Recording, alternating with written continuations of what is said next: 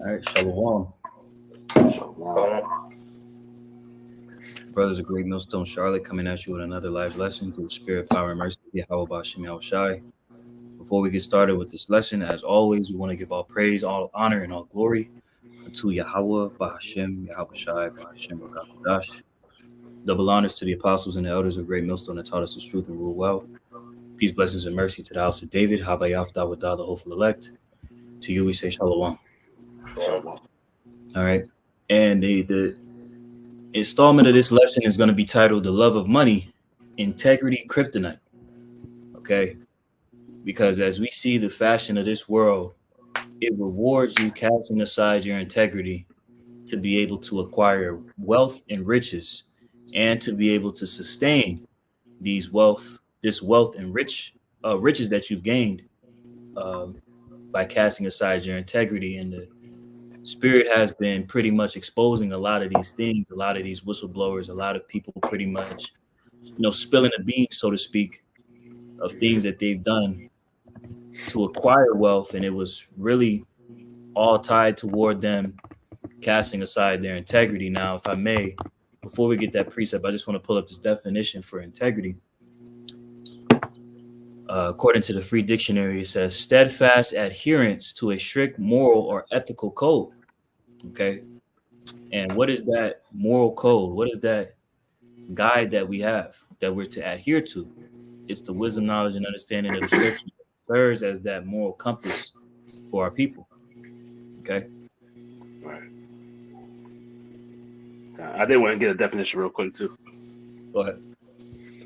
Because like you're going into, right, the love of money is causing people to compromise their integrity. They're compromising their morals, right? And you look at that word compromise, it says a settlement of differences in which each side makes concessions, right? So what are you conceding?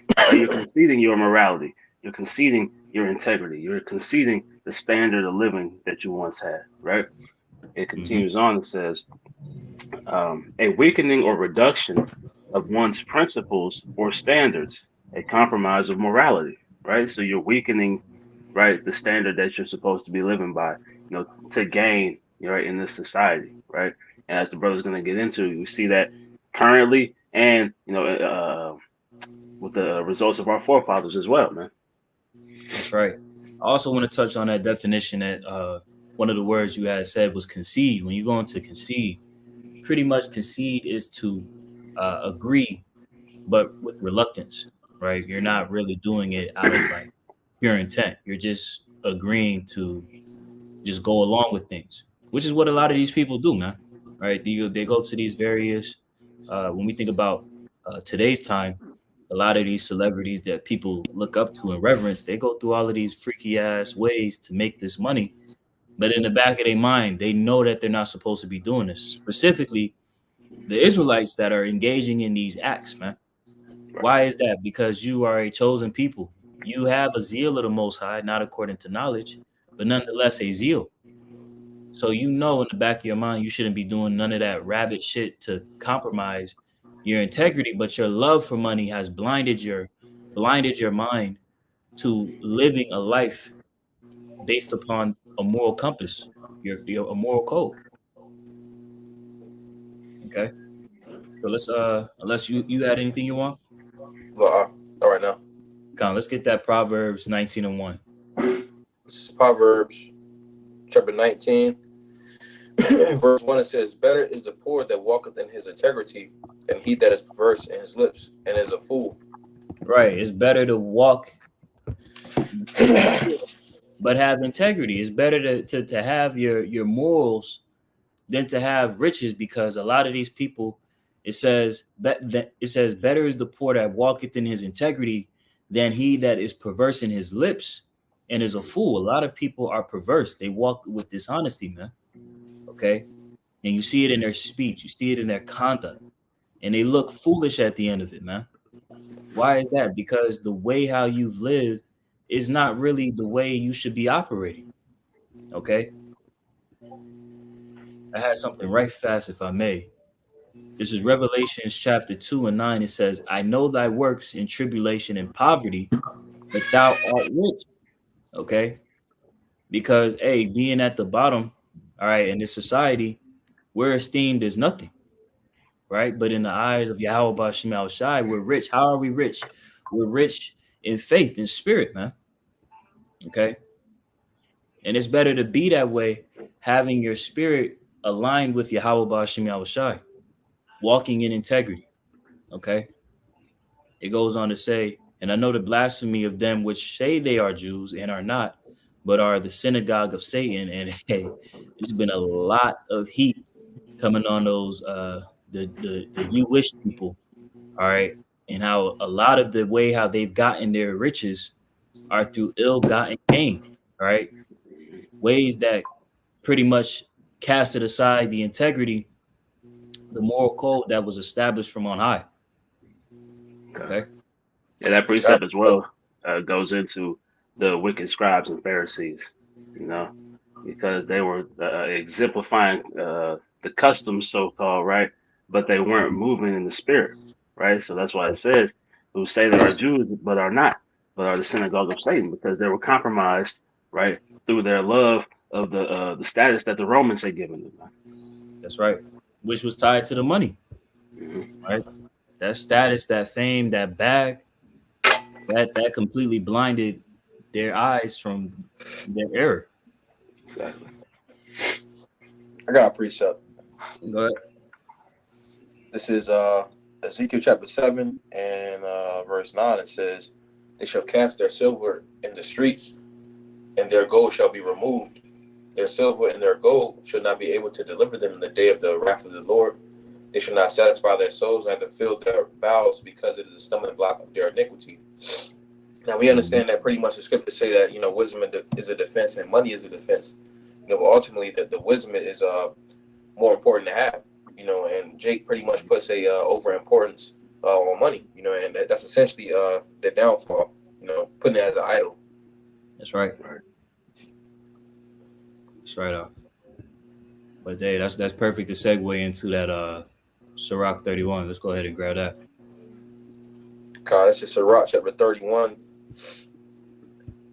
Start at the top. Con. It says, "Watching for riches consumeth the flesh, and the care thereof driveth away sleep."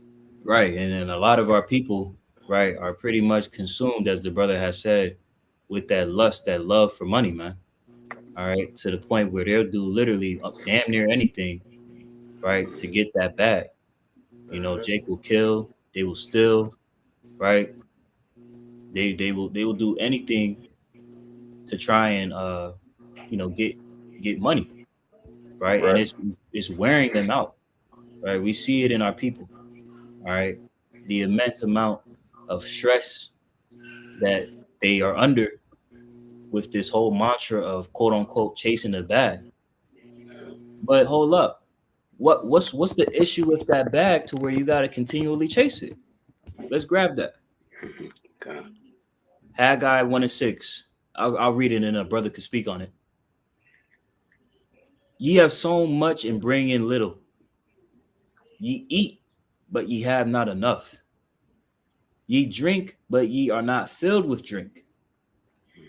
Ye clothe you, but there is none warm. And he that earneth wages to put it into a bag with holes." Right. Hey, that money is gone right before it hits your account, man. Right. Everything that you aspire to gain, as scriptures tell you, it's all vanity. Right. So all these things are worthless ultimately because it's fleeting. Right. Riches grow with wings, as precepts say, man. Right. Yep. So all these things you seek to gain, right? Us being under the curses, you're not ever gonna be able to grasp it, man. Right. I got a precept. Kai, go ahead. Just laying back on your point, this is the Bar of Deuteronomy chapter 28 and verse 17. It says, "Cursed shall thy basket and thy store." Cursed shall be thy basket and thy store, which that pretty much goes into, you know, your money, you know, like we just went into, you know, Haggai 1:5 and until verse 6, you know. For the most part, Jake is without money. I mean, you got some pockets of Israelites that are doing somewhat decent, you know, but for the most part, Jake don't got money like that, you know. So pretty much, Jake feel as if he's without riches, you know, but the true riches is in the scriptures, you know. That's it. Yep. There's no value out here, man. Right? Everything out here is worthless at the end of the day. You know, that's why Exactly. it tells you the former things pass away. Right? This I, former way of life, these former customs, this former currency, right? All these things are destined to be gone, right? And it's going to be yeah. replaced with the true value, right? Which is being this wisdom, knowledge, and understanding, man. And even now, we know that these dollars or whatever currency, right, you use across the globe, it's not. There's no value to it because it's not Right. backed by anything, right? It's just Right. IOU notes, pretty much, man. The true value is in the resources, right, and in the control of the lands. That's why these trillionaires and these, their wealth is not measurable because they have the control over the earth. They control who gets access to what, right? Yep. If I can add to your point, pretty much, that it's IOUs because if you go to your local pawn shop and you get like a quarter, I believe a silver quarter is like worth $20, and then a dime is worth about $7. So that shows you the devaluation, if that's a word, or devaluing of the currency, and also that pretty much these dollars you're paying dollars for gas, food, and other resources, but that's pretty much giving paper, and it's giving a shortage of resources, and who ultimately controls the resources? Esau Edom. Mhm. That's ooh. Hey, I got an article if I may. I must bring this out, Okay. right? Because brothers are talking about things that are important, right? The resources, the land, ownership of these things that actually are profitable to bring forth money, right? Mhm. This is to show you, you Israelites, you so-called blacks, Latinos, and Native Americans, the extent of how money, or should I say, the extent of how resources control the game, right? As the brother Kwanawaf has said, a lot of these trillionaires, billionaires, their money isn't really measurable because of the amount of resources and land that they own, right? And as the brother Yawam had referenced, that silver coin, right? That may have more value than the actual fucking coin.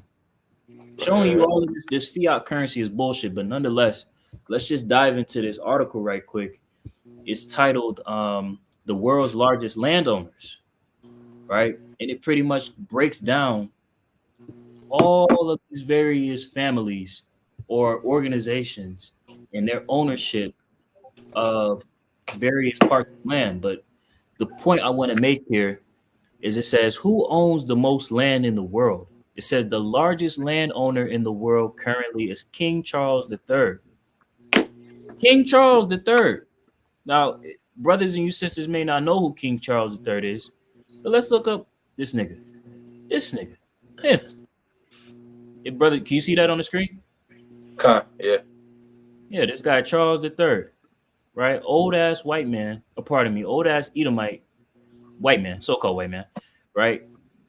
But he is the one that owns a great mass of land. Now, how much land does the royal family own? It says he and the British royal family own more than 6.6 billion acres of land around the world. They technically own more territories around the globe, amounting to 1/6 of the surface of the planet. Mhm. The family owns land in the UK, Canada, and beyond. And then it goes to mention, various other families, organizations, people that own a, a great portion of land, right? But, we make mention of that just to show the extent of how deep the access to resources, right? Resources and the ability to control land and how that impacts things, man. All right. That's where the true wealth is at, as the brother Kwanawaf has said. Not in Yeah, these IOUs.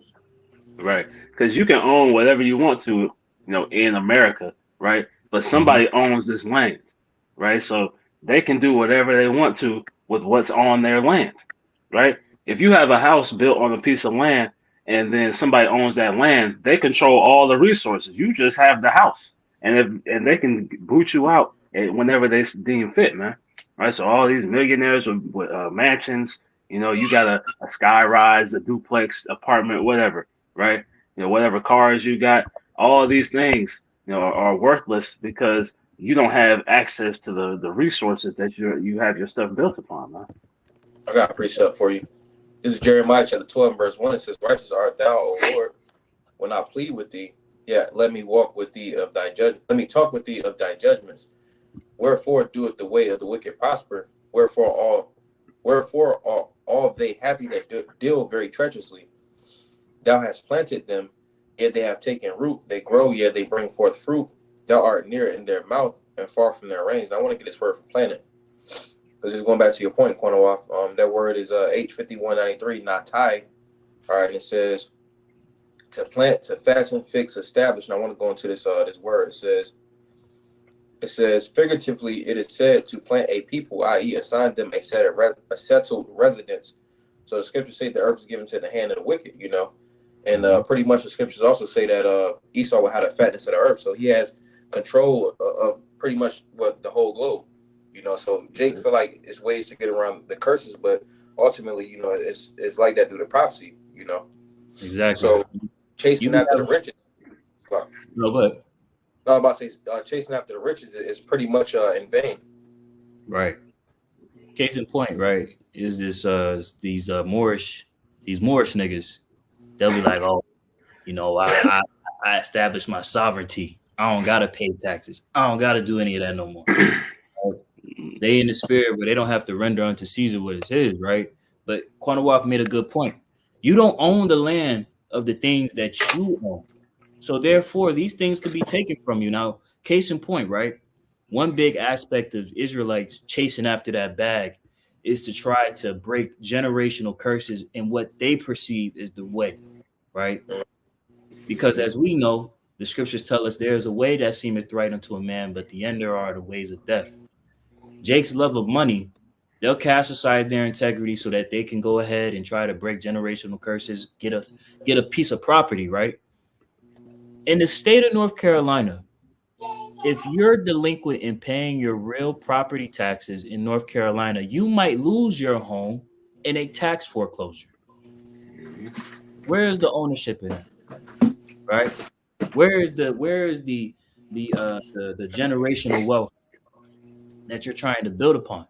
There's nothing wrong with owning a home, but the case that we're making here, the point that's being made is that Jake doesn't really own anything. This is not our rest. Okay? Exactly. I got scripture. Go ahead. This is Mashaliah, Proverbs 22 and verse 7.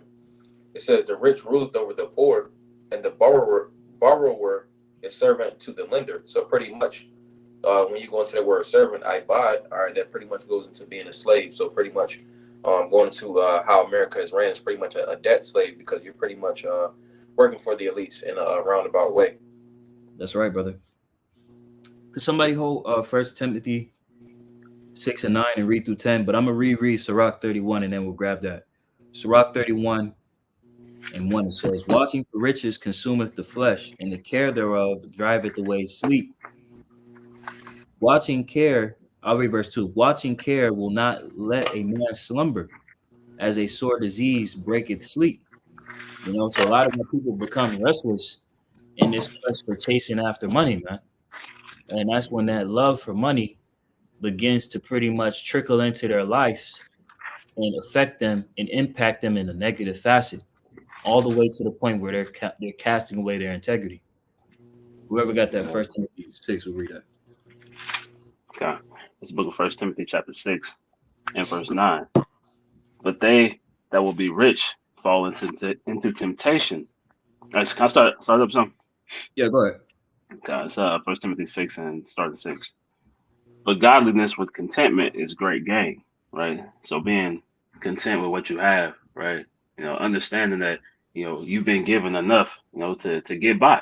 We're not here to be thriving on this side, man. Right? We're here, to do this work and just get our daily bread, man. It says, for we brought nothing into this world, and it is certain we can carry nothing out. Yep. And having food and raiment, let us be therewith content. So not to be, trying to chase the bag, as brothers say, man, right? Not trying to heap riches unto ourselves, Yep. Verse 9.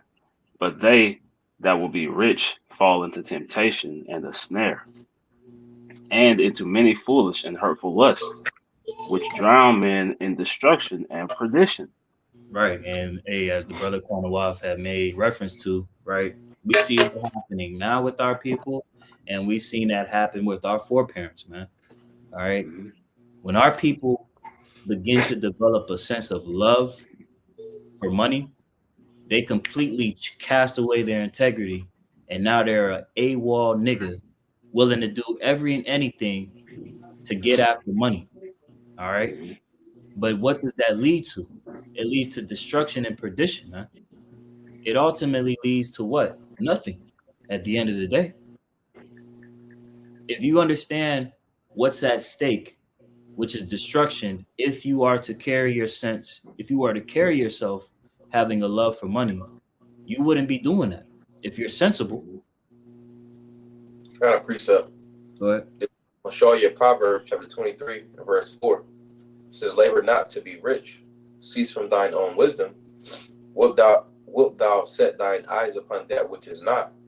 For riches certainly make themselves wings. They fly away as an eagle toward heaven. So that's essentially why you shouldn't chase the bag, or go get some money, because pretty much those things can be taken away, and they're pretty much it's carnal. It's searching out the carnality. Why it is wise to be wise with your money, but you shouldn't set your heart on that money, like it says in the New Testament. right. Hey, that's when you reread that once more. This is Proverbs 23 and verse 4. It says, labor not to be rich. Cease from thine own wisdom. Wilt thou set thine eyes upon that which is not? For riches certainly make themselves wings. They fly away as an eagle toward heaven.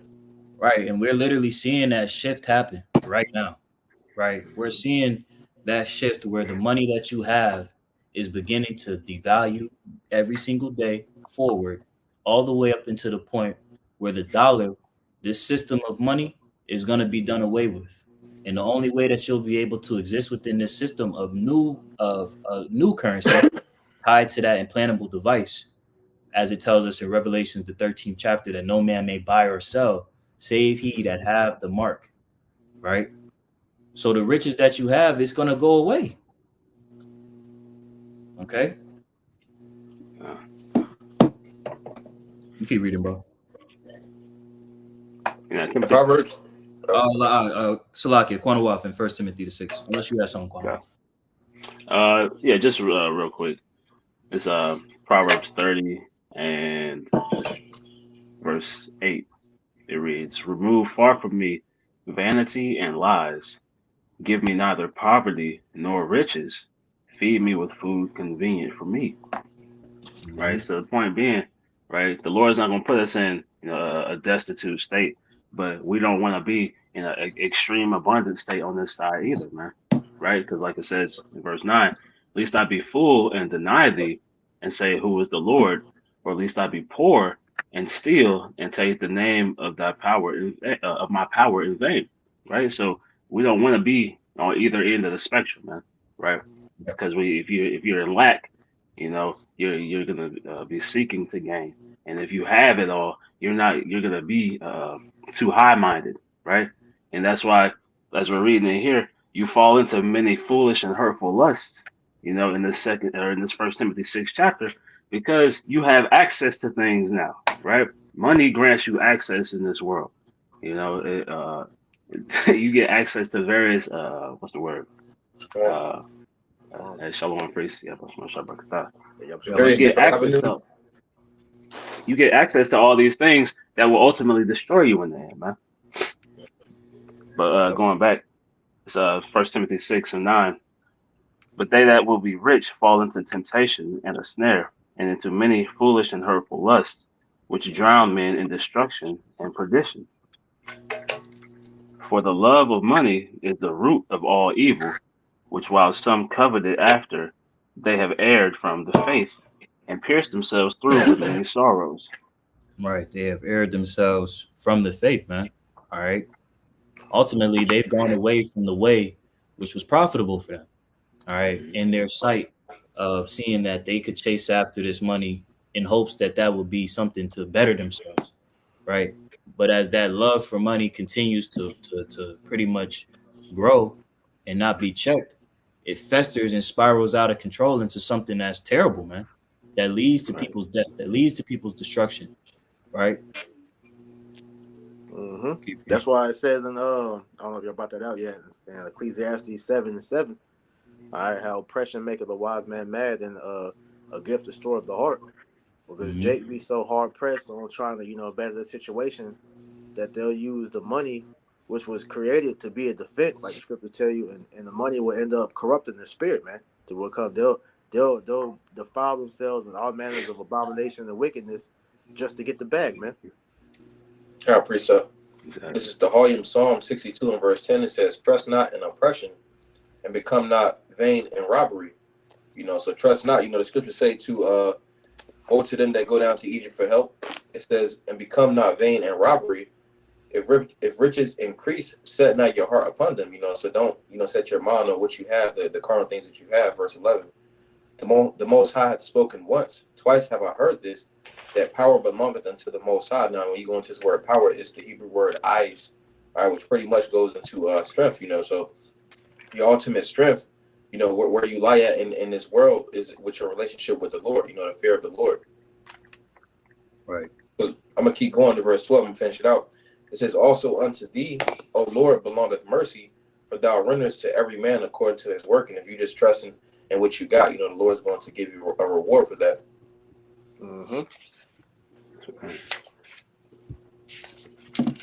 Finish out that 1 Timothy. Okay.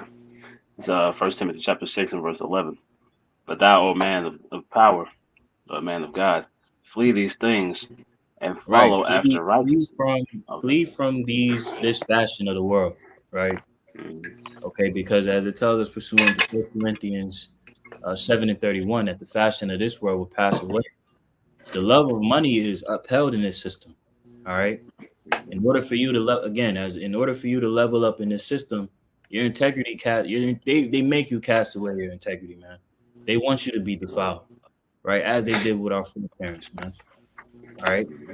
To try to make you abstain from righteousness.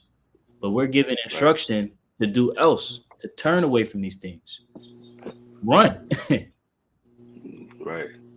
And it's scriptures that tell you, roughly paraphrasing, walk not by it, don't turn away and look at it, just going into that wickedness, man. And ultimately going into them looking at money as an idol, right? And what Jake do during the ancient times is defile themselves for these idols, man. And what are we seeing now? Jake is defiling themselves for this idol. That's right. Because the money really, it is, because it's a talisman.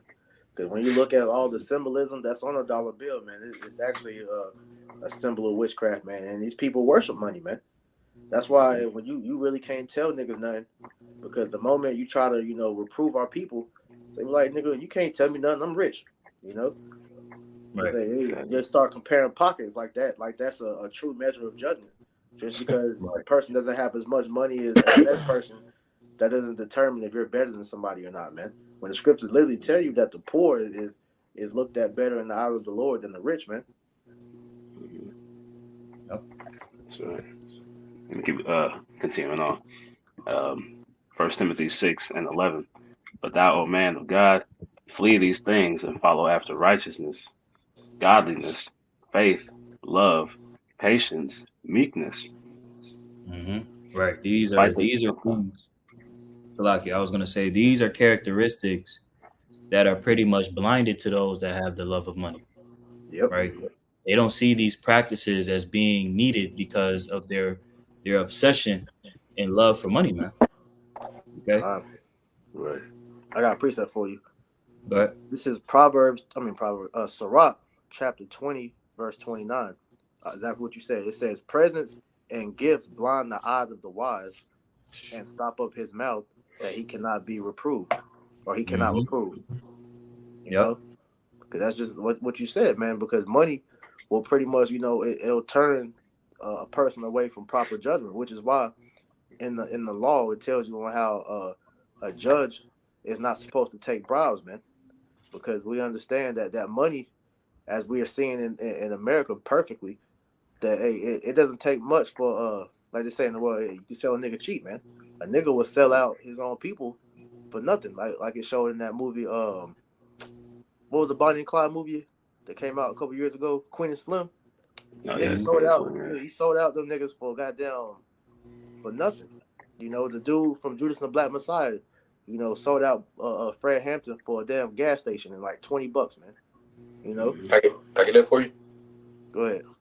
This is Proverbs 28:21. It says, "To have respect of persons is not good, for a piece of bread that men will transgress." Yeah, and that money it was a major influence on why our people was quick to sell out each other for, man. You know, but like I said, the money was created to be a defense for you to sustain you. You know, but it has turned into a idol to worship, man. To where these people literally throw their whole life away just for the money, man. Yep. We go back to that Sirach 31. It says, Sirach chapter 31 and verse 2, it says, "Watching care will not let a man slumber, as a sore disease breaketh sleep. The rich hath great labor in gathering riches together, and when he rested, he is filled with his delicates. Mm-hmm. The poor Right. laboreth in..." A lot of these rich people, you know, they make their money, you know, and they sit back, you know, like a fat cat. But you have to understand the way how they went about getting there. They compromised. They compromise their integrity. They do a lot of vile things, which the spirit has been manifesting these things before everyone to know that the people that you see in the world that are rich, that have it made, that, you know, people idolize and reverence, they some sick niggas behind them closed doors.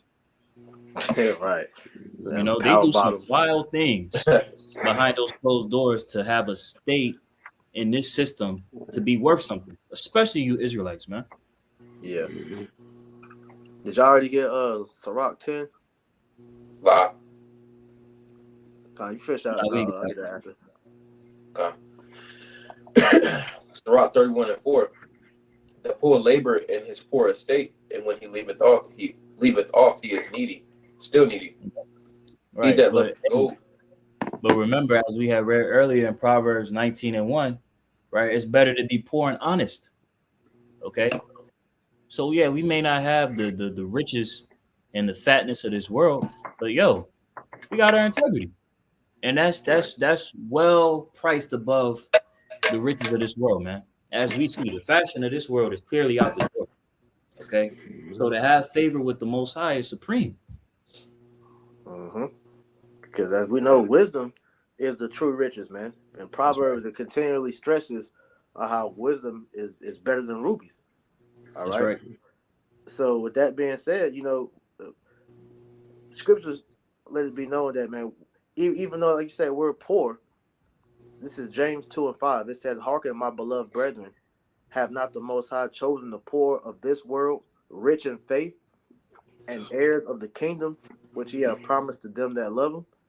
Because we're not laboring to be rich on this side, because we understand this is Satan's kingdom, and in order for you to win in Satan's kingdom, you have to bow the knee, which we're not going to do. Lord willing, the Lord keeps the spirit on us to continue in this truth, man, because we know that our riches is in the wisdom, man. You know, that's why in Matthew 6 it tells you to store up thy treasures in heaven, where moth and rust doeth not corrupt, nor thieves break through or steal, man. All right. So I got a quick one. This just laying back on the same point. It says Sirach 11 and 21. It reads, "Marvel not at the work of sinners, but trust in the Lord and abide in thy labor." Right. So continue in this work. Right.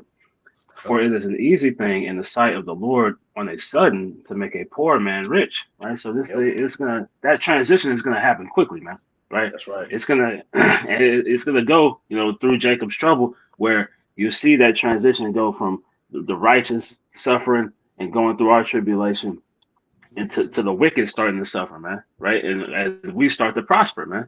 So as we see that that conversion is going to start, we're going to see the true value make itself present, right? It says, "The blessing of the Lord is in the reward of the godly, and suddenly he maketh his blessing flourish." Right? So suddenly these things are going to take place, right? The wisdom, knowledge, and understanding we've been bestowed with the spirit and power of Yahweh Shemel Shai is going to show its true value, you know, very soon, man. Just as we're watching the value of this place suddenly start to devalue, man. You know. Yep.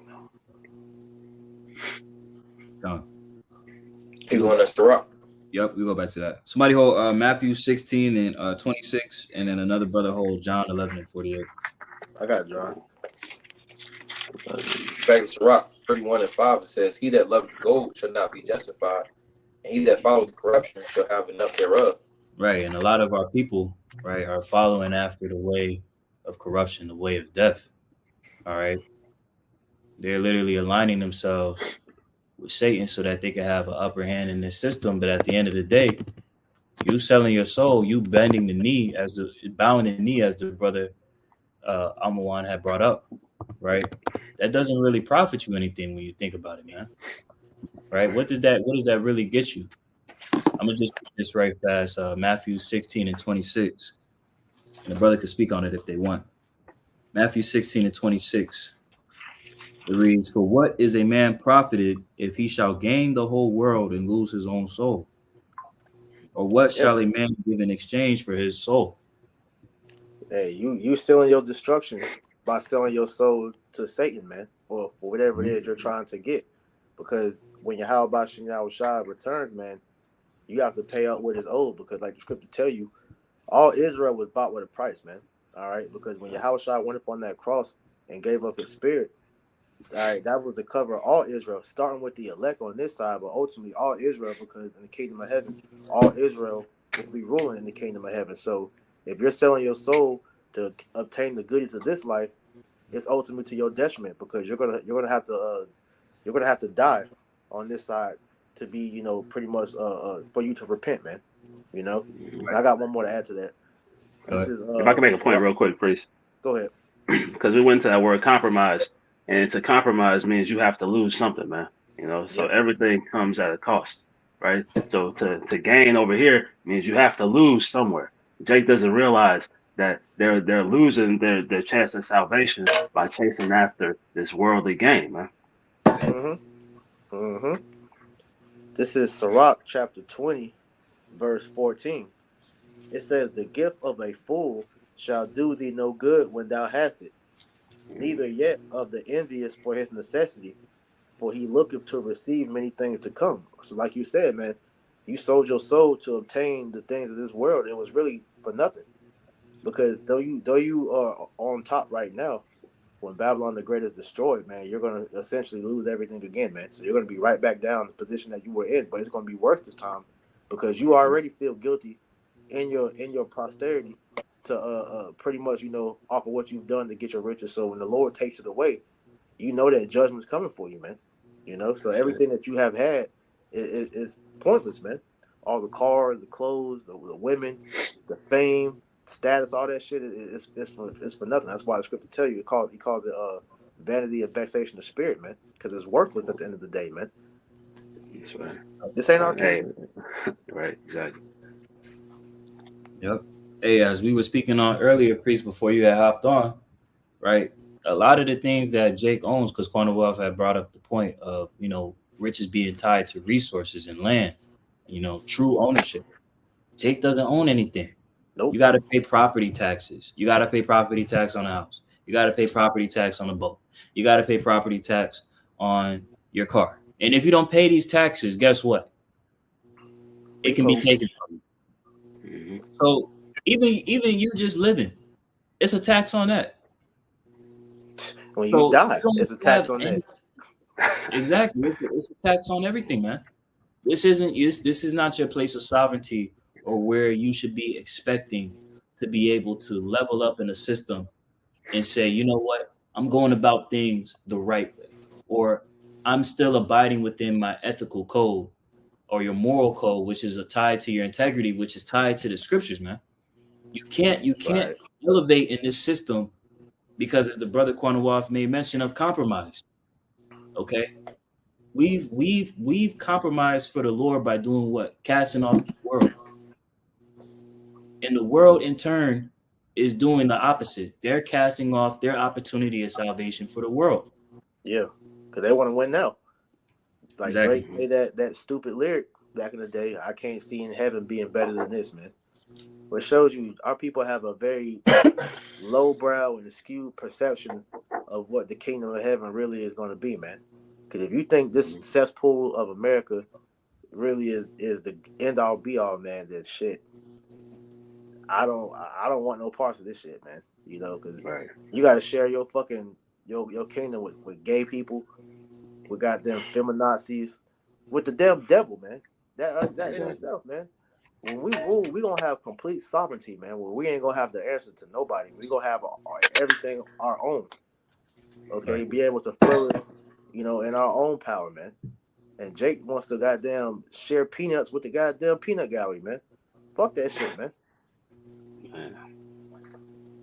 Exactly. Well, read Sirach, Baba Kushar, read Sirach 31:6, and then we'll get that John 2 and 13. So It's Sirach 31 and verse 6. It says, Gold hath been the ruin of many, and the destruction was present. right. Money has led to the destruction of many people. All right.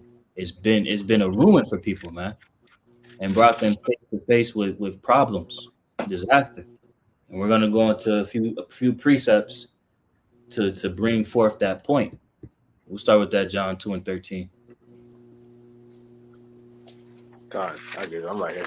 This is St. John chapter 2, verse 13. It says, and the Jews' Passover was at hand, and Yahushua went up to Jerusalem, and found in the temple that sold oxen and sheep, and doves, and the changers of money sitting. And when he had made a scourge of small cords, he drove them all out of the temple, and the sheep and the oxen, and poured out the changers' money, and overthrew the tables. Right. So here it is. You have these wicked people that were pretty much within the temple trying to make merchandise of the Pesach, right? And Yahweh Shai, in his righteous anger, he whipped them and turned over the tables, man, and pretty much brought through a whirlwind, right? Con. What it was they were selling sin offerings. That's what they were selling. Khan, So what has always to be spoken of when we read this is when you notice this is the only time that Yahweh Shah got out of character, man. Because Yahweh Shah was pretty much stoic all throughout the Bible, but this one time is the only time you can read about him actually losing his temper and going off, man. You know. Mm-hmm. And that shows you how serious of a matter it is too. You know, Yeah. Coming back to present day, right? You see, man, making merchandise of the ministry. There's going to be a serious consequence for that, man. Mm-hmm. Verse 16, and said unto them that sold doves, take these hence, and make not my father's house an house of merchandise. Yep. And that was the end of it, man. Okay. The love of money had driven our people at this point in time to start, again, as the brother priest had made mention of, trying to sell sin offerings, man. All right. Making merchandise of the Father's ministry. Okay. That love of money had pretty much wired their mind to think that type of behavior was conducive. It wasn't, man. It wasn't beneficial to them, nor was it beneficial to any other person that was involved. Okay. Niggas Now, was pre got done meditating sin, and Jake hopped on the opportunity, man. That's how you know niggas is wicked. yep. Mm-hmm. Let's grab John 11 and 48. I got you. This is St. John 11 and 48. It says, if we let him thus alone, I'll go up. I start at verse 46. It says, but some of them went their ways to the Pharisees and told them what things Yahushua had done. It says, actually, this is just the speed up context. This is going into when Yahushua, after he had raised up Lazarus, and the word of his miracle was going around. So so you can have context of what the chapter's talking about. So 46, it says, but some of them went their ways to the Pharisees and told them what things Yahushua had done, talking about the wicked scribes and Pharisees. So it says, then gathered the chief priest, as we see that today, the chief priest and the Pharisees a council, and said, what do we for this man do of many miracles? If we let him thus alone, all men will believe on him, and the Romans shall come and take away both our place and nation. Mm-hmm. Right. So literally, the people, as they love money, right? They're going aside with what the begotten Son, the Savior of our nation. They're seeing the acts being done, and they cast aside that so that they can keep their place in this in the system under the Romans, Mhm. right? But what was the end of that? Because as history tells us, Jerusalem was sieged. Mhm. Okay, so anything that they had established with the Romans, it came to naught, man. As the brother had read earlier in Proverbs, riches flieth away and make themselves wings. So none of that shit mattered at the end of the day, right? But the mindset behind their love for money had wired them to think that the way how they were carrying on was beneficial when it really wasn't. Okay, Mhm. they literally casted aside their integrity and what they were, because here it is, these are the scribes and Pharisees. These are supposed to be men in Israel that are well understanding of what's going on. Of course they weren't meant to, all right, for the story, but the fact is that they had that love for money, they had that obsession for money, and it ultimately led to their destruction as well as many others. Yeah. 'Cause that's what we're seeing taking on today. All right. You got Jake that is using the truth as a means to make profit from, man.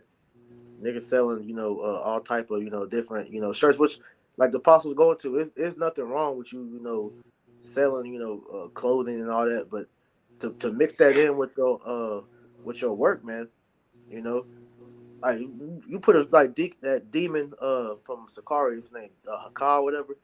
This nigga had a whole fucking 7 to 9 minute intro on pretty much all his merch, his Cash App, selling $300 features, Israelite only features, all that bull. They're making merchandise off the truth, you know, selling breakdowns, selling Passover tickets and Passover garments. You're using the word as a cloak of maliciousness to line your pockets up, man.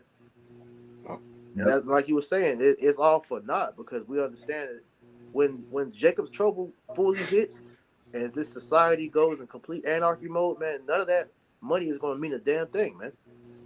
Really, before that, when the economy crashed, all that shit ain't gonna mean nothing unless you niggas take the chip, which we see a good majority of you doing that. But you're literally, pimping your people out just so that you can line your pockets up, man. That's wicked as hell, man. Because the truth, I mean, the scriptures tell you to buy the truth and sell it not, man. I got a quick precept. Amos chapter 5 and 12 says, "For I know your manifold transgressions and your mighty sins.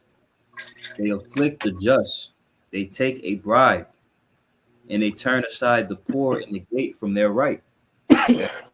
This is what a lot of the leadership of our nation did then, and they do this now, Mm-hmm. right? Here it is, our people, they're in need of guidance, and they're being misguided by all of these wicked people that have these ill motives to get gains of this world. Exactly. And the Lord is taking account of that. That's right. I got a quick one. Come. Just another account, going into, these men presenting these gifts to you, right, so that you compromise your integrity, right? Now, this is going into the account of when the king of Assyria sent a messenger to Hezekiah. And I'll start in Isaiah 36 and 13. It reads, "Then Rabshakeh stood and cried with a loud voice in the Jews' language, and said, Hear ye the words of the great king, the king of Assyria. Thus saith the king, Let not Hezekiah deceive you, for he shall not be able to deliver you." And this is what we're hearing, come from these men, right, who are outside of the ministry, man. Right? Don't listen to these men, right? You guys stupid ass women talking about don't go listen to these men, right? This is the message coming from the king, ultimately Esau, in this sitting in this thing right now. It reads, "Neither let Hezekiah make you trust in the Lord, saying, The Lord will deliver you surely. The city shall not be delivered into the hands of the king of Assyria. Hearken not to Hezekiah, for thus saith the king of Assyria, Make an agreement with me by a present," right? So they're going into that compromise, man, right? Uh, "And come out to me, and eat ye every one of his own vine, and every one of his own fig tree, and drink ye every one the waters of his own cistern, until I come and take you away to a land like your own land, a land of corn and wine, a land of bread and vineyards. So they present these gifts, right? They present these riches, as an escape, right? You come over to our side, we're going to give you all these things, man, right? Push our message, we're going to give you all these gifts, right? Chase after this and come hearken unto me, don't hearken unto the Lord, man, right? But that's what we see taking place right now. Mm-hmm. I got one more for you. Just to give another example. All right, this is the book of Acts, chapter 1. Because, like you was going to, man, for the love of money will cause our people to go off, right? So this dealing with Judas Iscariot. So this is Acts chapter 1, verse 16. It says, "Men and brethren, this scripture must be needs that have been fulfilled, which the Holy Spirit by the mouth of David spake before concerning Judas, which was guide to them that took Yahushua." Because here it is, Judas was a part of the 12, and he sold Yahushua out. I forgot how much shekels of silver it was, but it says, "For he was numbered with us and had obtained part of this ministry. Now this man purchased a field with the reward of iniquity, and falling headlong, he burst asunder in the midst, and all his bowels gushed out." So after he sold Yahushua out and he was given that money, his conscience pretty much got the best of him to where he tried to give the money back, and they said, we don't want it. That's your money. And then he eventually got so guilt ridden that he hung himself, and his bowels spilled out, man. Yep. So it showed you he got that money for no reason. Yep. I got something right here to add. This is spiritual. I just searched on Google how many shekels did Judas get, and it also entails the value of how much that's worth today. So Judas got 30 pieces of silver, according to Matthew 26 and 15. And then it goes on to say there are 31.1 grams per troy ounce at spot valuation of $28 per ounce of troy. In 2021, 30 pieces of silver would be approximately $91 to $441 in present day value. Nothing. That was nothing. Going back to the precept we brought out, it was Proverbs 28 and 21, I believe. Hold it right quick. I'm gonna go to it. This is Proverbs 28 and verse 21. It says, "To have respect of persons is not good, for a piece of bread that man will transgress." For a piece of bread, bro. That shit was it wasn't nothing. That's why the Bible verifies you can buy a nigga cheap. Yep. That ain't even a PlayStation. $500. This nigga Judas is crazy, yo. Yo. Regardless of the amount of money, the nigga's crazy. But shit, nigga. But that goes to show what we said though, man. Because it don't take much for Jake, bro. Jake be so hard pressed for whatever it is that he's trying to get, man. Like it says, for the love of money, because money in itself isn't wicked, man. All right? But for the love of money, Jake will literally fucking do anything, man. This is why niggas will bend over. They'll sacrifice somebody. They'll sacrifice their children, their mama, their brethren. They'll slut their wives out, their children out. They'll do. There's no means to it. Pretty much. What I'm trying to say. There's nothing a nigga won't do for money, man. This is why I quoted that earlier. I'm gonna read it. Sirach chapter 10, verse 13. Verse 9. Sirach 10 and 9. Why is earth and ashes proud? There is not a more wicked thing than a covetous man. For such and one setteth his own soul to sale, because while he liveth, he casteth away his bowels, man. So Jacob literally throw his integrity away for money. Yep. And that's the most stupidest thing to do, because this money, like the scriptures tell you, I don't know if y'all brought it out in Proverbs 23, about how you're not supposed to trust in uncertain riches, man. This ain't even real money. Mm-hmm. At least what Judas got was real. They brought it out. Right. You want me to get it again? Nah, if y'all already brought it, that's cool. Jake compromising themselves for stacks of paper, man. Right. I just watched a video. This woman stole her kids for $500, man.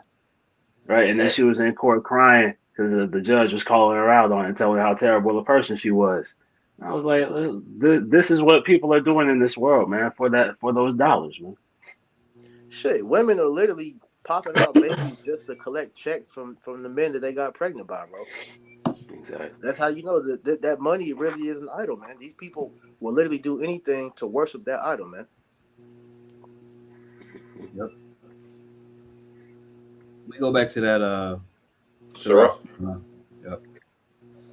This is Sirach chapter 31 and verse 7. It says, "It is a stumbling block unto them that sacrifice unto it, and every fool shall be taken therewith." Yep. Now let's grab the account in Acts, the 5th chapter, of the apostles being brought forth before the wicked scribes and Pharisees. Acts 5 and 25. I'm right here. Okay. This is Acts chapter 5 and 25. Then came one of them, then came one and told them, saying, "Behold, the men whom you put in prison are standing in the temple and teaching the people." Then went the captain with the officers and brought them without violence, for they feared the people, lest they should have been stoned. And when they had brought them, they set them before the council, and the high priest asked them, saying, "Did we not straitly command you that ye should not teach in this name?" Right. Behold, So now understand that the works of Yahweh Shai have already been done. It's known. But yet here it is. They're still reluctant to admit and acknowledge the Lord because the stumbling block of the love of money has blinded them. They don't want to lose their position with the Romans. They want to continually be in favor. And here it is. They know. Everyone is privy to what Yahweh Shai has just done. The fact that was the Son of God. But niggas will still be fixated on the love of money, and they won't have any sense of remorse or repentance so that they can continue on in their money. But that's a stumbling block to them. Yeah, Drake got that mentality like Dave Chappelle back on the Chappelle show, that I'm rich bitch. Exactly. That's all they care about. Mm-hmm. It says, saying, "Did we not straitly command you that ye should not teach in this name? And behold, ye have filled Jerusalem with your doctrine, and intend to bring this man's blood upon us."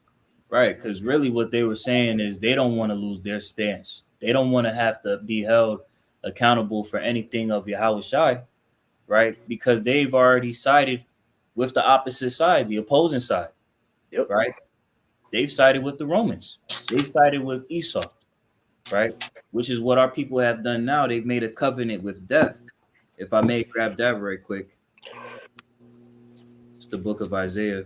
Salakia, one second. Isaiah chapter 28 in verse Isaiah 28 in verse 14, it says, "Wherefore hear the word of the Lord Yahweh, ye scornful men that rule this people which is in Jerusalem." This is speaking to the sellouts. Verse 15, "Because ye have said, we have made a covenant with death, and with hell are we at agreement." Okay. So again, this is speaking of those sellouts that made covenants with Esau. All right, the wicked. And it says, "When the overflowing scourge shall pass through, it shall not come unto us." So this is that same spirit that's had at this council is like, look, you about to bring his blood upon us, man. Right? We're about to see scourges. We don't want that to happen. It goes on to say, "For we have made lies our refuge, and under falsehood have we hid ourselves." And that's where they get their strength, man. All right. With them siding and making that covenant with death, right? Their love for money, they've compromised their integrity, right? They've cast it aside, serving the Lord in truth and sincerity. Okay. And again, that's a stumbling block to them because ultimately, again, as history has told us, what happened at the end of the day? That covenant with death was disannulled. Jerusalem was sieged. Just like how we're about to see now, a great persecution against our people. Mhm. You compromising your integrity, you casting off the way of salvation and seeking after righteousness, it ain't gonna profit you nothing at the end of the day. We go back to I that got Acts. one for you. Oh, go ahead, bro. This is Ecclesiastes chapter 5 and verse 9. Moreover, the prophet of the earth, that's like I'm starting 10. He that loveth silver shall not be satisfied with silver, nor he that loveth abundance with increase. This is also vanity. When goods increase, they are increased that eat them. And what good is there to the owners thereof, saving the beholding of them with their eyes? The sleep of a laboring man is sweet, whether he eat little or much, but the abundance of the rich will not suffer him to sleep. Now, in the NLT, it reads, those who love money will never have enough. How meaningless to think that wealth brings true happiness, right? Mhm. So the only the only happiness, the only value is in this wisdom, knowledge, and understanding, man. Right? Seeking after riches, it like as it reads on, it talks about how people who work hard sleep well, but the rich seldom get a good night's sleep because they're always troubled with worries, man. Right? So seeking after these riches is always going to have you in a worrisome state of mind, but you can get that stability through this wisdom, knowledge, and understanding, man. Also, too, they're also troubled in their conscience because they know what they've done. Kind. Yep. I got something right quick just to add to what you had just said. Uh, Luke 6:24 says, "But woe unto you that are rich, for ye have received your consolation."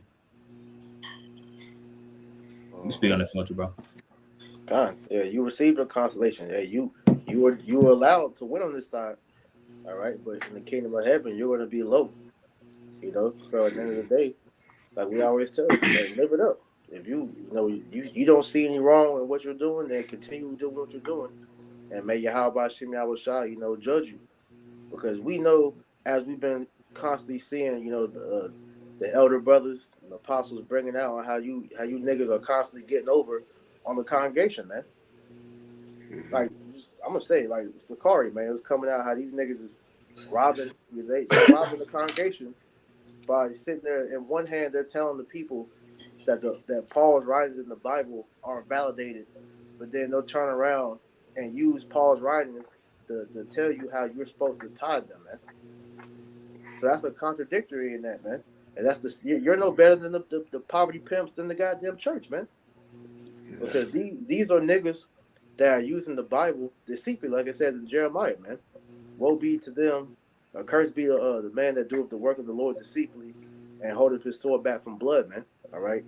You niggas are using the word to pretty much, help further bind our people up, man. So you're no better than the Edomites, man.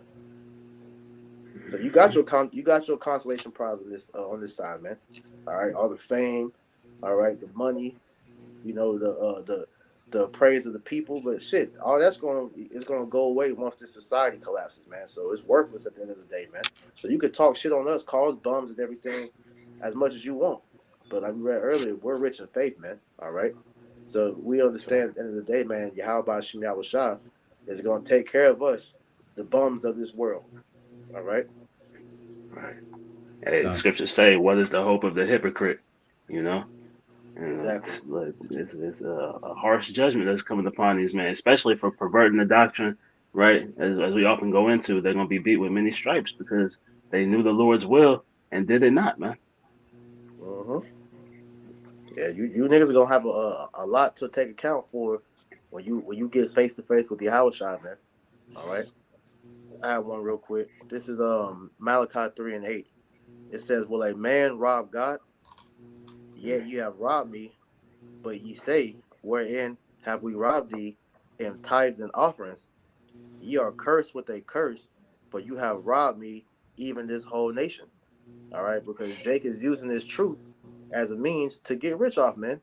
As we've heard accounts in the past of guys, preying on the simple and the sincere. All right, to hey, cash out me this amount of money. Every time they hit you up, you got to send offerings. I say, hey, all you hearing is cash app, donations, PayPal, Patreon, all these different things. All right, and then the congregation, that they'll feel guilty if they don't give you any money, man. But you're pimping them, man. All right. Ultimately, when you're doing that to the Lord's sheep, you're doing that to Him, man. And that's why it says you're robbing the Most High, man. Right. We go back to that Sirach 31. We'll read down to 11. That'll be it. God. Sirach 31 and verse 8. It says, "Blessed is the rich that is found without blemish, and hath not gone after gold." Yep. And ultimately, who is that? That's the elect on this side, man. All right. Not found with blemish. All right. Not found with fault. All right. Accounted worthy to stand before the Lord in the day of judgment, man. That didn't cast aside their integrity to chase after money. All right. To try and profit off of the Father's business, man. Keep reading. It says, "Who is he? And we will call him blessed, for wonderful things hath he done among his people, who hath been tried thereby and found perfect. Then let him glory, who might offend, and hath not offended, or done evil, and hath not done it. His good shall be established, and the congregation shall declare his alms." Right. Ultimately, the goods that will be established is the kingdom of heaven, man. That's All right. The elect will be preserved to enter into that kingdom. Now, I'm just gonna grab this right quick. This will be the last precept, unless brothers have anything. This is Sirach, chapter 10, and verse 4. It says, "The power of the earth is in the hand of the Lord, and in due time he will set over it one that is profitable." Okay, so as we see the fashion of this world feeding off of the lust and the love of money, right? There's problems that have been caused by this. All right. But in due time, the Lord is going to set up those that were conscious on how to maneuver. They didn't have a lust of money. They didn't have a love of money. They saw money as what it was used for, a defense, man. That's right. Okay. They used the money and not the money used them. That's right. Okay? They kept their integrity. So, with that being said, that was the last precept I had.